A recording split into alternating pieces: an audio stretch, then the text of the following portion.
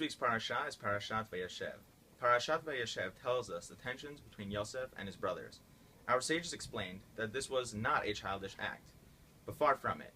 These were great men, and an issue involved serious halachic matters.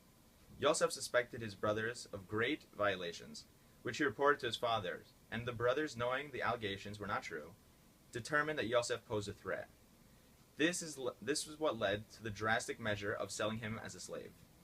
We read in the Torah, on the fateful day when Yosef came to check on his brothers at his father's request, they saw him from afar, and before he drew near them, they conspired against him to kill him. The decision to kill Yosef was made up prior to him coming to them, when it says, before he drew near, when the brothers saw him from afar. This is a phenomenon which we all are familiar. People stick to their decisions and say, don't bother me with the facts.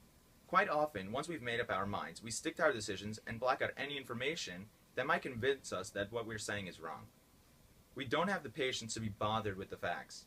We want to enjoy the comfort of knowing our minds are made up, and thus stay away from any counter-arguments. Yosef's brothers made up their minds about him without waiting for him to approach him and give his side of the story. And thus the tensions resulted in tragedy. If there had been a little bit more patience and open-mindedness by the brothers, they would have not reached their verdict before he drew near. They would have waited to hear his facts. Usually, when people are not interested in hearing the facts, this is the clearest indication that their argument is weak. If we are confident in our decision, the facts would not bother us. If we fear that they will bother us, then it must be our decisions were made prematurely. And if this is the case, then we can only benefit from hearing the other side of the story, as it will help us to arrive at the truth, which must always be our ultimate goal.